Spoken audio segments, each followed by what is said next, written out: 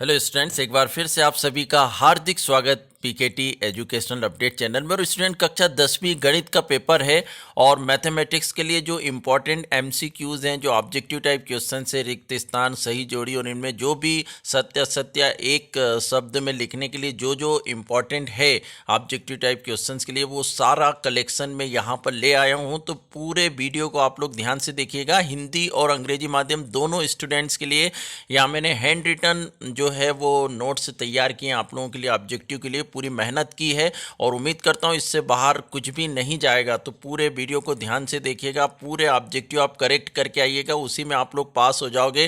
फिर बाकी जो स्कोर है वो आपको करना ही है। इंपॉर्टेंट मैंने लगा दिए हैं गणित के सब्जेक्ट के, वो आप डिस्क्रिप्शन बॉक्स में लिंक देख सकते हैं, उससे अच्छे से आप लोग तैयारी कर लीजिएगा।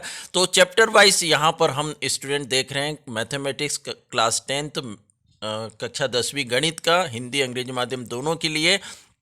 तो वास्तविक संख्याएं यहाँ पर स्टार्ट करें, पर उसके पहले निवेदन करूंगा कि मैं इतनी मेहनत कर रहा हूँ तो चैनल को सब्सक्राइब जरूर कर लीजिएगा और वीडियो पसंद आए तो लाइक ज़रूर करिएगा और साथ ही अपने दोस्तों को और अपने जो रिलेटिव हैं जो कक्षा 10वीं उनको शेयर कर दीजिएगा ताकि उनका भी फ़ायदा हो। तो यहाँ पर वास्तविक संख्याएं जो हैं, रियल नंबर्स, इनमें हम देखें सबसे पहला प्रश्न बनता है, यदि एक शब्द में उनने बोला तो अंक गणित की आधारभूत प्रमेय लिखिए। एक नंबर के लिए ये आ सकता है। तो यहाँ पर आप देख सकते हैं हिंदी मीडियम के लिए right fundamental theorem of arithmetic, English medium के स्टूडेंट्स भी यहाँ से लिख सकते हैं। अब ये मैं पढ़ नहीं रहा हूँ, काफ़ी टाइम हो जाएगा, तो आप लोग की बुक में भी है, ये आप देख सकते हैं। फिर एक इम्पॉर्टेंट फार्मूला है एचसीएफ, यदि दो नंबर का एलसीएम दो नंबर से मल्टीप्लाई किया जाए तो उन दोनों नंबर का प्रोडक्ट आता है ए क्रॉस बी। ये आप लोगों की बुक में भी है, आप लोग देख सकते हैं। बाकी जो अभाज्य संख्या, जितनी प्राइम नंबर्स हैं, तो √2, √3, √5, √7, √11, 13 जो भी हैं, ये सभी अपरिमेय संख्याएं होती हैं, इरेशनल नंबर्स। ये आप लोग ध्यान रखिएगा, जितनी भी अभाज्य संख्याएं, जो भी प्राइम नंबर्स हैं, कुछ भी आ जाए, वो सभी क्या होंगी? अपरिमेय संख्या, इरेशनल नंबर। इसके बाद एक प्रमेय है आपके उसमें कि p एक अभाज्य संख्या है, यदि p a² को विभाजित करती है तो p a को भी विभाजित करेगी। ये आप लोग ध्यान रखिएगा क्योंकि इससे गणित भी कहीं सॉल्व होते हैं। और फिर अगला प्रश्न है, एक परिमेय संख्या और एक अपरिमेय संख्या का योग या अंतर एक अपरिमेय संख्या होती है। इस पे भी कई बार प्रश्न आ चुके हैं कि the sum or difference of a rational and irrational number is irrational. हमेशा अपरिमेय संख्याएं ही होंगी, जैसे 3 + √5, यहाँ 3 जो है वो रेशनल नंबर है और √5 इरेशनल नंबर है, पर ये कौन सी संख्या होगी? अपरिमेय संख्या ही होंगी यदि घटाते हैं या जोड़ते हैं तो। फिर देखें, एक शून्यतर परिमेय संख्या और एक अपरिमेय संख्या का गुणनफल या भागफल भी अपरिमेय संख्या होती है। यहाँ पर आप देख सकते हैं 3 जो है वो परिमेय संख्या, जबकि √2 अपरिमेय संख्या, दोनों का गुणा किया तो भी अपरिमेय संख्या बनेगी। एक यहाँ पर परिमेय संख्या पर √2 से भाग दिया अपरिमेय संख्या से, तो अपरिमेय संख्या ही होगी। तो जोड़ने, घटाने, गुणा करने या भाग करने पर परिमेय और अपरिमेय संख्या के बाद अपरिमेय संख्या ही आएगी, ये ध्यान रखिएगा। यहाँ फिर कुछ नंबर दे सकते हैं, मैंने कुछ एग्जाम्पल दिए हैं, इस तरह नंबर बदल भी सकते हैं। 2 नंबर है 91, 21 का एचसीएफ आप निकालेंगे, महत्तम समावर्तक, तो वो 1 आएगा। फिर 96, 404 का 4 जो आ चुके हैं अभी तक एमपी बोर्ड में, वो कलेक्शन किया। बाकी यह नंबर बदल के भी दे सकते हैं, आप लोग आसानी से कर लेंगे। एचसीएफ निकालना है, फिर एलसीएम आप देख सकते हैं, एचसीएफ 26, 91। ये वस्तुनिष्ठ प्रश्न में एमसीक्यू के फॉर्म में भी आ सकते हैं या फिल इन द ब्लैंक्स में भी, तो आप उसको कैलकुलेट करके वहाँ पर लिख देंगे।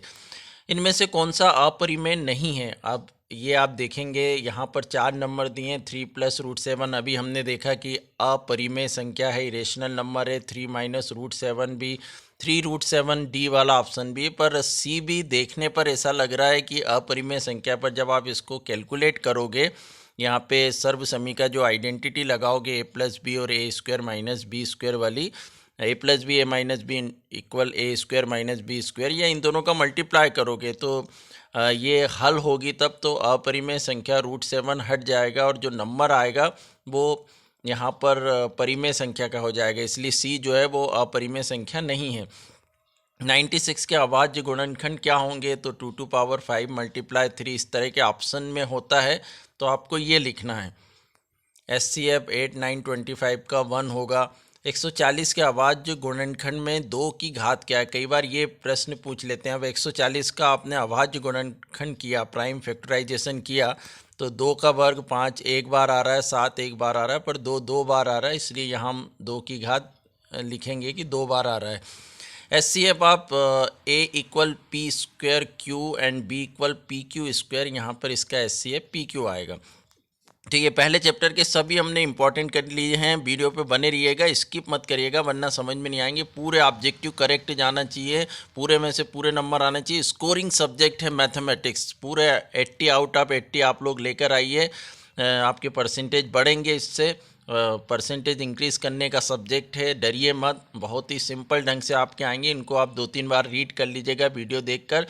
यहाँ बहुपद में देखें, पॉलिनोमियल जो है घात 1 के बहुपद को रेखिक बहुपद कहते हैं। Polynomial of degree 1 is called a linear polynomials. जैसे एग्जाम्पल भी यहाँ पे दिए 2x - 3 या √3x+5, यहाँ x की घात 1 है, इसलिए ये लीनियर या रेखिक पॉलिनोमियल रेखिक बहुपद होता है। घात 2 के बहुपद को द्विघात बहुपद कहते हैं, क्वाड्रेटिक पॉलिनोमियल्स कहते हैं, जहाँ पे डिग्री 2 होती है। यहाँ पर आप कुछ एग्जाम्पल्स देख सकते हैं। उसके बाद घात 3 का बहुपद त्रिघात बहुपद कहलाता है। Polynomial of degree 3 is called a cubic polynomials. यहाँ आप एग्जांपल्स भी देख सकते हैं इसमें। फिर बहुपद ये दिया हुआ है 7u⁴ - 3/2u⁴ plus 4u² + u - 8 की घात क्या है? तो जिस भी समीकरण में सबसे बड़ी पावर है, सबसे बड़ी घात है, वही उसकी घात होगी। तो यहाँ पर 6 रहेगा, क्योंकि सबसे बड़ी घात यहाँ पे 6 है। द्विघात बहुपद ax² + bx + c के कितने शून्यक होते हैं? तो 2 शून्यक होते हैं। ये बहुत इंपॉर्टेंट क्वेश्चन से कई बार स्टूडेंट्स ये आ चुका है।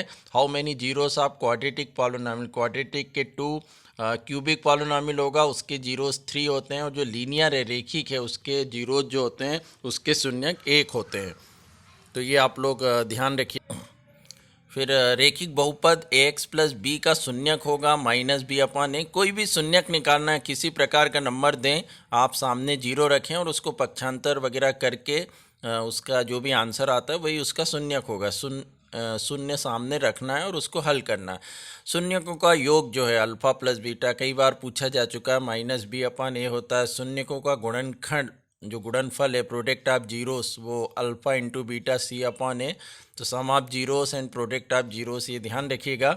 द्विघात समीकरण 2x² - x + 1 के शून्यकों का योग। अब यहाँ पर आप शून्यकों का योग निकालने के लिए पहले इनको ABC लिख लें और उसके बाद अल्फ़ा + बीटा -b/a होता है। आप हल करेंगे तो इसका आंसर 1/2 आएगा। फिर द्विघात समीकरण के शून्यकों का गुणनफल। अब ये जो समीकरण दिया उसके हिसाब से यहाँ alpha × beta product of zero जो है वो b/a रहेगा। ऐसे कोई भी समीकरण दे सकते हैं। क्वेश्चन इसी टाइप के आना, थोड़ा घुमा फिरा दें तो आप लोग ध्यान रखिएगा। रेखिक बहुपद जो लीनियर पॉलिनोमियल से, उसका समीकरण होता है ax + b, ये भी ध्यान रखिएगा। और द्विघात समीकरण जो क्वाड्रेटिक पॉलिनोमियल होता है उसका जो मानक रूप है, स्टैंडर्ड फॉर्म है, वो होगा ax² + bx + c। बहुपद x² - 9 के शून्यक होंगे। Zeros of x² - 9 will be, अब इसको आप हल करेंगे तो 3, -3 आएगा। बहुपद x² - 3 के शून्यक, zeros of polynomial x² - 3 will be √3, -√3। दो बहुपदों का योग बहुपद होता है, ये ध्यान रखिएगा। Sum of 2 polynomials is a polynomials. बहुपद x² - 2x - 8 के शून्यक होंगे 4, -2। अब इसको फैक्टराइजेशन आपको करना है इसके जीरोस निकालने के लिए, और उसके बाद गुणनखंड के बाद जो आंसर आएगा वही उसके जीरोस होंगे। ये आपकी प्रश्नावली भी 2.2 इस पे आधारित दी गई है। यदि द्विघात बहुपद x² + 3x + k का एक शून्यक 2 है, तब k का मान क्या होगा? If 1 zeros of the quadratic polynomial x² + 3x + k is 2, then value of k is -10। ये आप हल करके देख सकते हैं।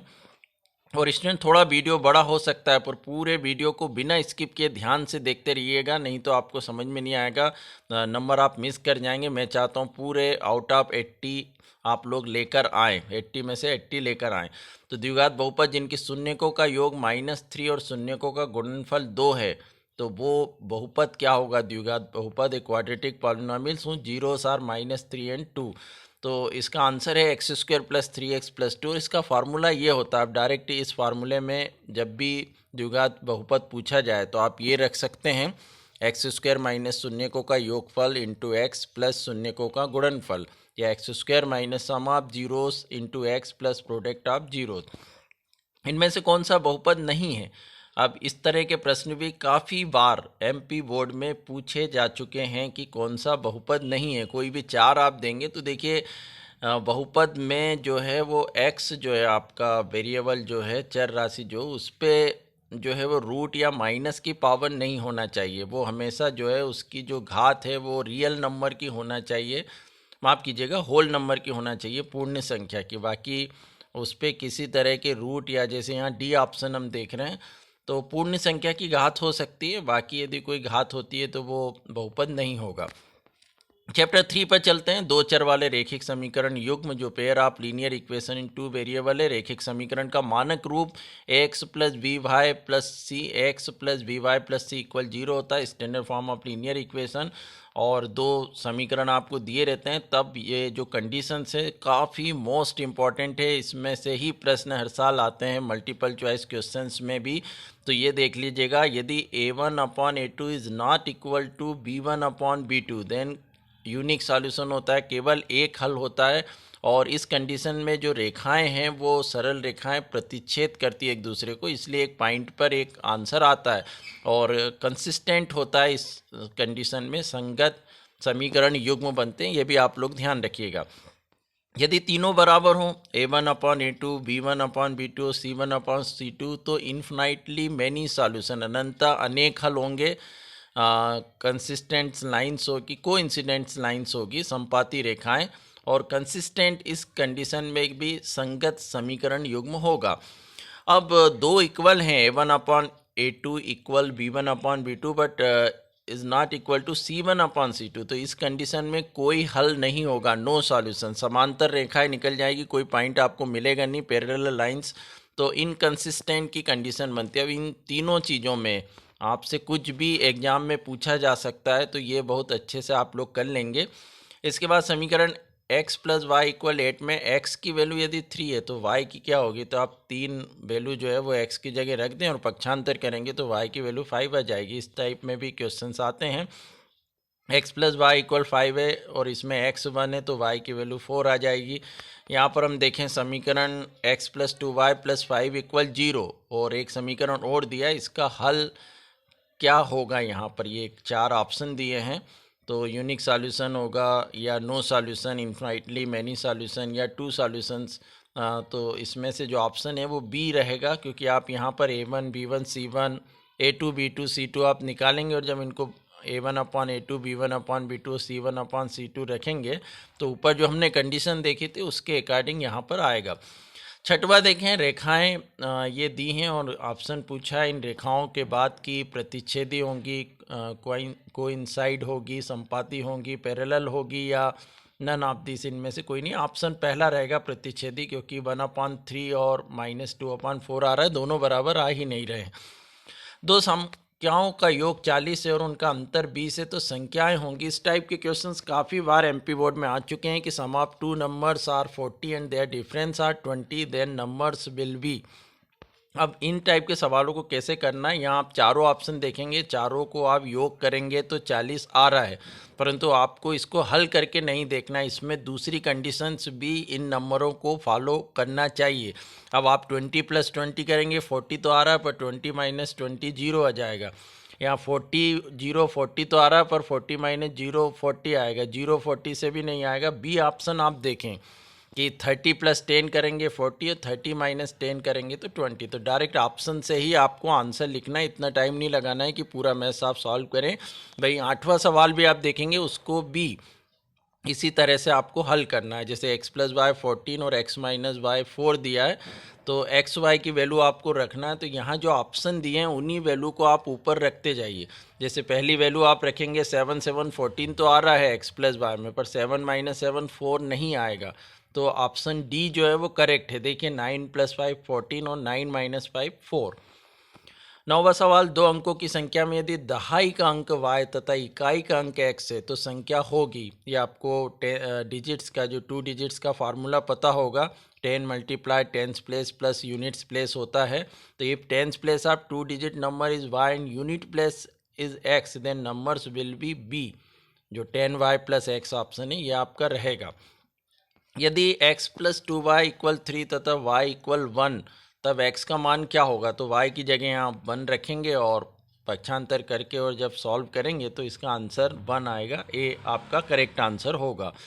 द्विघात समीकरण पर चलते हैं, क्वाड्रेटिक इक्वेशन। तो पहले तो मैं यहाँ बता दूं कि द्विघात समीकरण का मानक रूप ax square plus B X plus C equal 0 होता है, जबकि द्विघात बहुपद में 0 नहीं आता। ये एक सबसे बड़ा अंतर है, आप लोग ध्यान रखिएगा। हमने द्विघात बहुपद भी ये पढ़ा है ax square plus B X plus C पर, वहाँ पर जो है इक्वल में 0 नहीं आता है। तो स्टैंडर्ड फॉर्म क्वाड्रेटिक इक्वेशन का जो है उसमें क्वाड्रेटिक 2 की पावर तो रहेगी पर इक्वल में 0 होगा। और ये भी ध्यान रखिएगा कि यहाँ a is not equal to 0, क्योंकि a 0 हो गया तो एक्स स्क्वायर यहाँ से हट जाएगा और फिर ये जो है वो द्विघात समीकरण बचेगा नहीं। और ABC यहाँ पर वास्तविक संख्याएं, आप माइनस रूट इसमें किसी में भी ले सकते हैं, रियल नंबर्स हैं। बाकी a is not equal to 0 ये भी कभी कभी घुमा के पूछ लेते हैं। एग्जाम्पल मैंने यहाँ दिए हैं, ये सभी द्विघात समीकरण क्वाड्रेटिक इक्वेशन के उदाहरण हैं। फिर द्विघात समीकरण ये है, यदि X square plus B X plus C 0, तो इसके मूल ज्ञात करने के लिए जो द्विघाती सूत्र है, क्वाड्रेटिक फार्मूला है, वो ये होता है। आपने इससे मैथ्स भी किए होंगे कैलकुलेट। एक द्विघात समीकरण में एज नॉट इक्वल 0 में ये कंडीशंस होती है, काफ़ी मोस्ट इम्पॉर्टेंट है स्टूडेंट्स, कई बार इनको पूछा जा चुका है। इसको हम यहाँ पर विविक्तिकर भी बोलते हैं निकालने के लिए। तो यहाँ यदि बी स्क्वायर माइनस 4ac बड़ा है 0 से तो मूल वास्तविक होंगे, रियल रूट्स होगा। यदि इक्वल है 0 के तो मूल बराबर होंगे, इक्वल रूट्स होगा। यदि मूल जो बी स्क्वायर माइनस 4ac छोटा होगा 0 से तो कोई मूल नहीं, नो रियल रूट, या इमेजिनरी रूट्स भी इसको कई बार बोल देते हैं। द्विघात बहुपद X square plus B X plus C के शून्यक और द्विघात समीकरण X square plus B X plus C बराबर 0 के मूल एक ही होते हैं। ये भी आप ध्यान रखना कि जो हम क्वाड्रेटिक इक्वेशन है उसको जब सॉल्व करते हैं तो जो इसके रूट्स निकलते हैं वही जो क्वाड्रेटिक पॉलिनॉमियल में हमने जो शून्यक निकाले थे, जो जीरोस निकाले थे, तो वो कोई अलग नहीं है, वो दोनों एक ही होते हैं। उनके आंसर जो होंगे वो सेम ही आएंगे, कुछ अलग से नहीं है। बस इक्वेशंस में थोड़ा सा फ़र्क है, इसमें 0 आता है, उसमें 0 इक्वल में नहीं आता है। हम रखते हैं शून्यक निकालने के लिए। निम्न में से कौन सा समीकरण द्विघात समीकरण है? आप यहाँ देखेंगे तो द्विघात समीकरण जो क्वाड्रेटिक इक्वेशन है उसके लिए शर्त है कि स्क्वायर जरूर आना चाहिए। जो चर राशि है एक्स है, एक्स स्क्वायर। तो यहाँ हम बाकी सबको सॉल्व करेंगे तो आप सी और डी तो आप देख रहे हैं ये रेखिक बहुपद टाइप में है, तो यहाँ तो स्क्वायर है नहीं तो है नहीं। और बी को भी आप कैलकुलेट करेंगे तो एक्स स्क्वायर कट जाएगा, तो केवल ए जो है वो करेक्ट आंसर है। इसके बाद हम देखें यहाँ पर क्वेश्चन नंबर जो 5 है उसमें द्विघात समीकरण A X square plus B X plus C की अधिकतम घात क्या है? तो अधिकतम घात यहाँ पर 2 होती है, आपको पता ही है। समीकरण X square minus 4x plus 4 equal 0 का विविक्तिकर होगा, तो ये फार्मूला आप लगाएंगे बी स्क्वायर माइनस 4ac, और जब कैलकुलेट करेंगे तो इसका जो डिस्क्रिमिनेंट है, विविक्तिकर है, वो 0 आएगा। समीकरण इसका विविक्तिकर क्या होगा, सेम वैसे ही आपको हल करना, 0 आएगा आंसर। फिर इस समीकरण में एक्स स्क्वायर का गुणांक क्या है? तो यहाँ एक्स स्क्वायर का गुणांक 5 है, एक्स का गुणांक -2 है, ये भी ध्यान रखिएगा आप। द्विघात समीकरण A X square plus B X plus C equal का विविक्तिकर ज्ञात करने का सूत्र, तो विविक्तिकर का सूत्र ये होता है D equal B square minus 4ac। 5वें चैप्टर पे चलते हैं सीधे, अर्थमेटिक प्रोग्रेशन जो है समांतर श्रेणियाँ, जिसको एपी के नाम से भी हम जानते हैं। तो समांतर श्रेणी जो एपी का व्यापक रूप, यहाँ पर वो ध्यान देने वाली बात है कि जो जर्नल फॉर्म है वो ये होता है a comma a plus d, a plus 2d, a plus 3d up to date days. और a जो है वो पहला पद होता है, फर्स्ट टर्म, d वहाँ पे कॉमन डिफरेंस है, सार्वंतर जिसको हम बोलते हैं। तो एपी का एनवा पद जो है वो an equal a plus n minus 1 into D होता है। an को एपी का व्यापक पद भी कहते हैं। यहाँ जनरल फॉर्म जो हमने यूज़ किया वो है एपी के प्रथम n पदों का योग जो है वो ये फार्मूले, ये 3 फार्मूले हैं actually. S equal N upon two A plus N minus one into D, पर यदि अंतिम पद दिया है ए एन या जिसको एल भी बोलते हैं तो फिर नीचे वाले दो फार्मूले में से कोई सा आप लगा सकते हैं। यदि A B C A P में, तब बी इक्वल ए प्लस सी अपॉन टू, ये समांतर माध्य का सूत्र है। बी जो है यदि बीच का नंबर है तो दोनों नंबर को प्लस करके अपॉन टू से डिवाइड कर देना है। पांचवा सवाल हम देखेंगे, एक एपी दी है 10,7,4 का 30वां पद क्या होगा, तो ये आप सीधे फार्मूले से निकाल सकते हैं। यहाँ मैंने सी ऑप्शन लगाया है। फिर इस एपी का 11वां पद पूछा है, 11 टर्म ऑफ एन एपी, ये भी आप ऑप्शन में से कैलकुलेट करके आप ये निकाल सकते हैं। सारवंतर पूछा है इसका, आपको पता है दूसरे में से पहले पद को घटाया जाता है तब उसका सारवंतर आता है, कॉमन डिफरेंस आता है, तो वो ये आ चुका है। Which of the following are in AP, अब इनमें से कौन सी जो टर्म है वो एपी में है, कौन सी इक्वेशन एपी में। इस टाइप की कोई से भी घुमा के क्वेश्चन दे सकते हैं, मैंने एक एक टाइप आपको बता दिया, इससे बाहर नहीं जाना है एग्जाम में। तो बी ऑप्शन सही है। कैसे पता करेंगे, आप लोगों को पता है कि कोई भी जो पद है वो यदि एपी में है तो इसको चेक करने के लिए हमको कॉमन डिफरेंस निकालना होता है। सारवंतर हम निकालेंगे, दूसरे पद से पहले पद को, तीसरे पद को दूसरे पद से माइनस करेंगे। यदि सभी का सारवंतर सेम आ रहा है, कॉमन डिफरेंस एक ही आ रहा है, तो वो एपी में होगा। तो यहाँ बी ऑप्शन करेक्ट है। किसी समांतर श्रेणी का सारवंतर धनात्मक, ऋणात्मक या शून्य हो सकता है। Common difference of any arithmetic progression will be positive, negative and zero. तो जो डी है वो जीरो भी आ सकता है, पॉजिटिव और नेगेटिव में भी आ सकता है।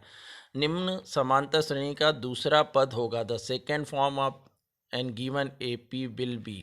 तो यहाँ पर आप इसको कैलकुलेट करेंगे तो आंसर 14 आएगा, ये आपको आता होगा करना। यदि A10 है, D10 दिया जब, तब पहले चार पद क्या होंगे, तो इसका आंसर बी रहेगा। आपने बुक में भी किए होंगे इस टाइप के सवाल। यदि किसी एपी में D-4 और N7 दिया है और AN4 दिया है, तब A की वैल्यू क्या होगी, तो इसका आंसर डी आएगा 28। ये भी हल करने वाले सवाल हैं। छठवें चैप्टर पे चलते हैं, ट्रेंगल पे, त्रिभुज पे। इसमें काफ़ी कुछ ऑब्जेक्टिव के लिए फिल इन द ब्लैंक्स में आ सकते हैं इसके क्वेश्चंस, तो आप लोग बहुत ध्यान से इसको रीड करिएगा। सभी वृत्त समरूप होते हैं, ऑल सर्कल्स आर सिमिलर, सभी समबाहु त्रिभुज समरूप होते हैं, ऑल जो इक्विलेंटल ट्रेंगल है, यहाँ पे थोड़ा सा इंग्लिश वर्जन इसका गलत लिखा गया है, तो ये आप करेक्ट कर लीजिएगा। ऑल स्क्वायर्स लिखा गया, वो नीचे के लिए समबाहु त्रिभुज, आप लोग इक्विलेंटल ट्रेंगल जो है वो सभी समरूप होंगे, सभी वर्ग समरूप होते हैं। ऑल स्क्वायर्स आर सिमिलर, दो त्रिभुज समरूप होते हैं यदि उनकी संगत कोण बराबर हो तथा उनकी संगत भुजाएं एक ही अनुपात में हो। तो ये आप लोग इसको इस तरह भी पूछा जा सकता है कि समरूप त्रिभुज की परिभाषा लिखिए, तो आप ये लिखेंगे सिमिलर ट्रेंगल्स की, two triangles are similar if their corresponding angles are equal and their corresponding sides are in the same ratio. और ये किसी भी बहुभुज के लिए भी पूछा जाए, पॉलिनोमियल्स के लिए पूछा, ये पॉलीगन्स के लिए माफ़ कीजिएगा, पूछा जाए तो यही डेफिनेशंस आपको लिखना है। यही किसी भी बहुभुज के लिए यही करेक्ट होगी कि उनके संगत कोण बराबर हो और उनकी संगत भुजाएं एक ही अनुपात में हो, तभी वो जो भी बहुभुज दिया है वो सिमिलर होगा।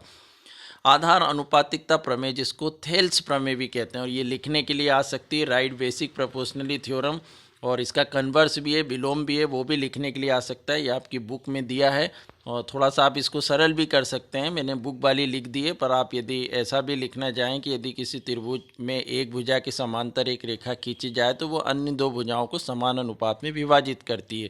If a line is drawn parallel to one side of a triangle then divides other two sides in the same ratio. Right Pythagoras theorem आप सबने पढ़ी है, right triangle the square of hypotenuse is equal to the sum of the square of the other two side.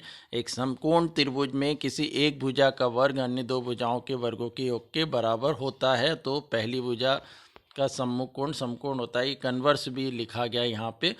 Pythagoras प्रमेय का विलोम लिखिए, ये आपको लिखना, आधार अनुपातिकता प्रमेय का विलोम आपको लिखना है। इनमें से कौन सा त्रिभुज समकोण त्रिभुज है, अब ये कैसे आप पहचानेंगे, तो जो भी साइड्स यहाँ पर दी गई हैं उसमें सबसे बड़ी साइड का वर्ग बाकी बची दो साइड के वर्गों के योगफल के बराबर होना चाहिए, क्योंकि हमको पता है कि जो सबसे बड़ी साइड होती है वो कर्ण होती है, हाइपोटेनियस होती है, वो सबसे बड़ी होती है। तो पाइथागोरस प्रमेय लगाना, इसका ऑप्शन सी करेक्ट है। सभी सर्वांगसम आकृतियां समरूप होती है, परंतु इसका विलोम सत्य नहीं है, ये भी आप लोग ध्यान रखिएगा। आरएचएस समरूपता कसौटी किसे कहते हैं? तो आरएचएस प्रमेय जो है, आरएचएस वाली जो प्रमेय है वो आपकी बुक में दी है, आप लोग उसको लिख लेंगे, यहाँ पर याद कर लेंगे। दो समरूप त्रिभुजों के क्षेत्रफलों का अनुपात उनकी संगत भुजाओं के अनुपात के वर्ग के बराबर होता है। ये भी काफ़ी इंपॉर्टेंट प्रमेय है। The ratio of the areas of two similar triangle is equal to the square of the ratio of two of their corresponding sides. इसी पे प्रश्न भी है कि दो समरूप त्रिभुजों की भुजाओं का अनुपात 4:9 है, तो इन त्रिभुजों का क्षेत्रफल क्या होगा? तो आप सीधे इसका वर्ग कर दीजिए। 4 का वर्ग यहाँ पर क्या हो गया 16, और 9 का वर्ग क्या हो गया 81। ऐसा कोई सा भी दें तो सीधे आप वर्ग कर दीजिएगा, उसका आंसर आ जाएगा। आगे चलते हैं। भुजाओं की समान संख्या वाले दो बहुभुज समरूप होते हैं, ये भी मैंने अभी ऊपर बता दिया आपको। इनमें से त्रिभुज की समरूपता के लिए कौन सी शर्त नहीं है, ये भी काफ़ी बार आ चुका है। एंगल एंगल एंगल, जो कोण कोण कोण होता है, भुजा भुजा भुजा जो वो भी है, भुजा कोण भुजा भी है, पर कोण कोण भुजा हमारे उसमें समरूपता के लिए नहीं है, ये सर्वांग समता के लिए होती है। आकृति में डी पैरेलल BC तब AD का मान क्या होगा? तो आपने यहाँ पर हल किया होगा, ये 2 सेंटीमीटर आंसर आएगा। दिए गए त्रिभुज में ये किन प्रतिबंध से समरूप होगा? तो यहाँ आप देख रहे हैं संगत कोण बराबर है, इसलिए कोण कोण कोण से ये समरूप होगा। ऐसे कोण कोण समरूपता भी होती है, आप लोग ध्यान रखिएगा। समकोण त्रिभुज का क्षेत्रफल 1/2 गुणा आधार गुणा ऊंचाई होता है। और 19वां सवाल हम देखें, यदि त्रिभुज ABC और BDE दोनों जो है इक्विलेटरल ट्रायंगल हैं और D इनका मिड पॉइंट है, मिड पॉइंट ऑफ BC, तो what is the ratio of areas? त्रिभुज ABC और BDE दो समबाहु त्रिभुज इस प्रकार हैं कि D भुजा BC का मध्य बिंदु है। त्रिभुजों ABC और BDE के क्षेत्रफलों का अनुपात यहाँ पे 4:1 होगा। 7वें चैप्टर पे चलते हैं। निर्देशांक ज्यामिति, कोऑर्डिनेट ज्योमेट्री जो है, इसमें मूल बिंदु के निर्देशांक आपको मालूम है, जो कोऑर्डिनेट ऑफ ओरिजिन 0 0 होते हैं। बिंदु XY की मूल बिंदु से दूरी होगी √x² + y²। बिंदु ये 2 दिए हैं, इनकी दूरी निकालने का सूत्र आपको पता है, उससे आप निकालेंगे तो 2√2 आंसर आएगा। कुछ भी ऐसे नंबर पूछ सकते हैं। फिर किसी बिंदु की x अक्ष से दूरी उस बिंदु का y निर्देशांक या कोटि कहलाती है। The distance of A point from the x axis is called its y coordinate और ऑर्डिनेट। और किसी बिंदु की y अक्ष से दूरी उस बिंदु का x निर्देशांक या भुज कहलाती है। The distance of A point from the y axis is called its x coordinate और एब्सिसा।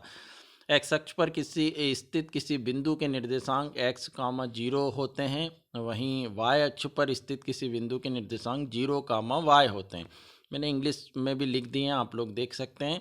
x + by + c = 0 का जब भी आप ग्राफ बनाएंगे तो हमेशा स्ट्रेट लाइन, सरल रेखा ही बनना है। दो बिंदुओं के बीच की दूरी ज्ञात करने का सूत्र, ये डिस्टेंस फार्मूला जो होता है वो ये होता है, इसे दूरी सूत्र या डिस्टेंस फार्मूला भी कहते हैं। बिंदुओं को जोड़ने वाले रेखाखंड के मध्य बिंदु के निर्देशांक ये हैं, मिड पॉइंट फार्मूला इसको बोलते हैं। इंटरनल डिवीजन फार्मूला जो है वो ये होता है, आंतरिक विभाजन सूत्र। चारों भुजाएं बराबर होने और एक कोण समकोण होने से बने चतुर्भुज को वर्ग कहते हैं, स्क्वायर बोलेंगे इसको। 8वें चैप्टर पे चलते हैं। त्रिकोणमिति का परिचय, इंट्रोडक्शन टू ट्रिग्नोमेट्री। काफ़ी ट्रिक से आप लोगों ने ये फार्मूले याद किए होंगे, पूरे फार्मूलों का खेल है त्रिकोणमिति में। और यहाँ पर sin theta perpendicular upon hypotenuse लंब बटे कर्ण होता है, या ये फार्मूला भी होता है कोण थीटा की सम्मुख भुजा बटे कर्ण।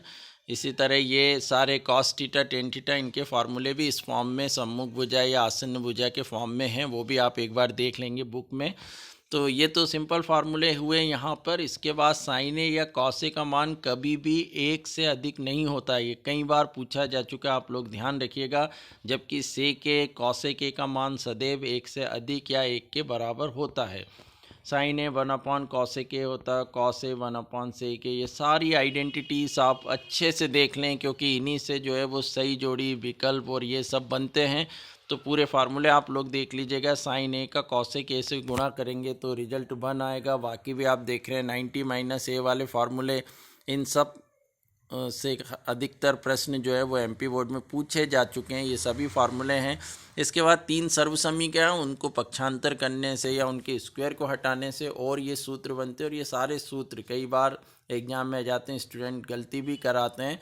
तो एक बार अच्छे से आप लोग, मैं कहना चाहूँगा कि ये जो फार्मूले लिखे हैं मैंने, जो भी बताए हैं वस्तुनिष्ठ प्रश्नों के लिए, तो आप लोग उनको अपनी कॉपी में लिख के तैयारी करिएगा ताकि वो याद रहें।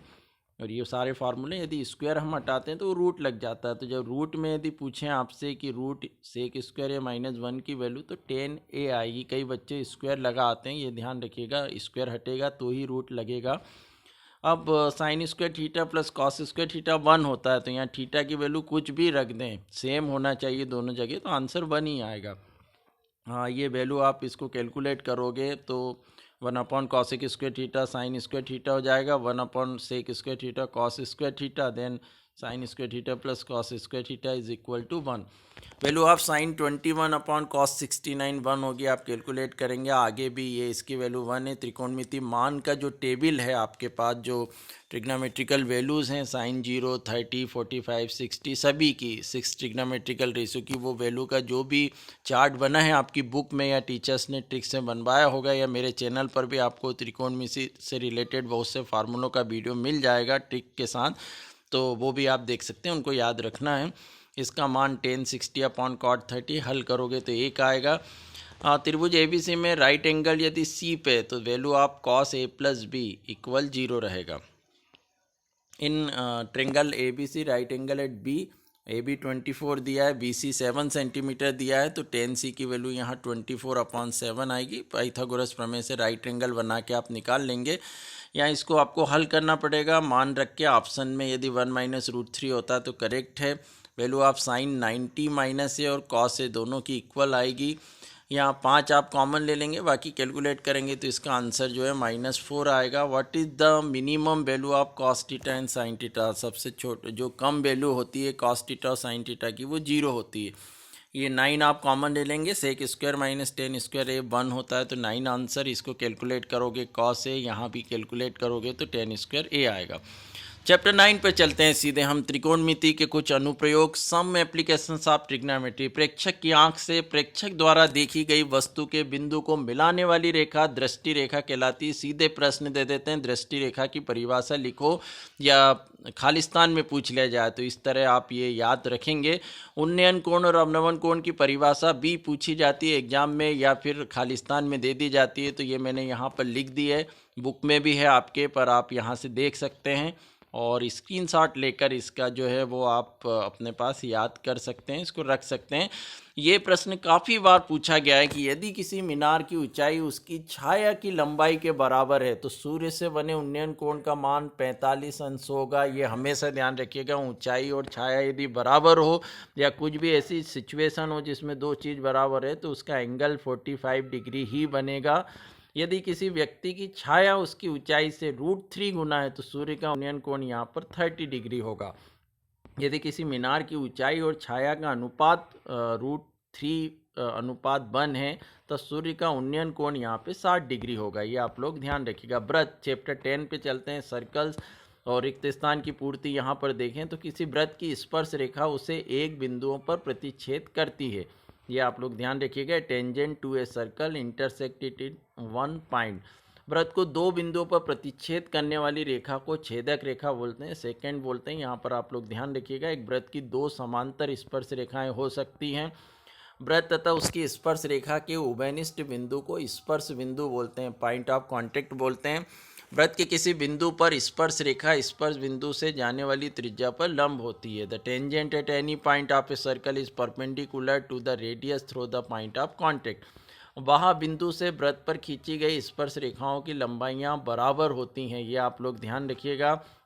एक बिंदु Q से एक वृत्त पर स्पर्श रेखा की लंबाई यदि 24 सेंटीमीटर है तथा Q की केंद्र से दूरी 25 सेंटीमीटर है तो वृत्त की त्रिज्या होगी, आप लोगों को हल करना पड़ेगा, आंसर 7 सेंटीमीटर होगा। इसी तरह आकृति में यदि TP TQ केंद्र O वाले किसी वृत्त पर दो स्पर्श रेखाएं इस प्रकार है कि एंगल POQ 110, तो एंगल PTQ की वैल्यू क्या होगी, तो यहाँ पर 70 अंश इसका आंसर रहेगा।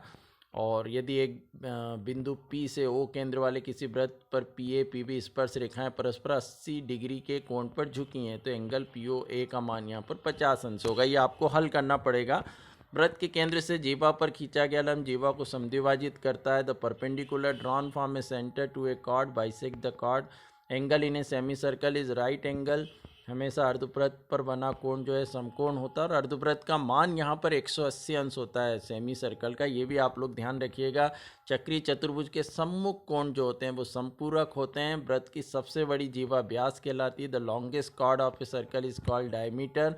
वृत्त के किसी बिंदु से कितनी स्पर्श रेखाएं खींची जा सकती है, तो किसी बिंदु से वृत्त के जो है एक ही बिंदु से जो है एक स्पर्श रेखा ही निकल सकती है। पर यदि हम बोलें कि वृत्त के वह बिंदु से एक्सटर्नल पॉइंट से कितनी जो स्पर्श रेखाएं टेंजेंट खींची जा सकती हैं, तो वह बिंदु से आप लोग 2 स्पर्श रेखा खींच सकते हैं।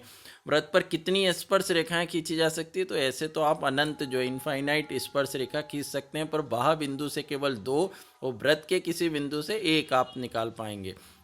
यहाँ पर एक प्रश्न आप देखेंगे कि PA PB are tangent to the circle with centre O और APB की वैल्यू 50 डिग्री दी है, तो AOB निकालना है। तो AOB आप सीधे यहाँ चक्रीय चतुर्भुज का जो फार्मूला वो लगाएंगे। अपोजिट एंगल सप्लीमेंट्री होते हैं तो दोनों का टोटल 180, आंसर 130 आ जाएगा। 12वें चैप्टर में देखें वृत्तों से संबंधित क्षेत्रफल area related to a circle. यहाँ पे पाई का मान दिया परिधि बटे व्यास, ये आप लोगों को ध्यान रखना। सर्क्यूमफेरेंस अपॉन डायमीटर या 22/7 और 3.14 होता है, ये तो आपको पता ही है। एरिया ऑफ सेक्टर का फार्मूला जो त्रिज्या खंड का क्षेत्रफल है θ/360 × πr² होता है।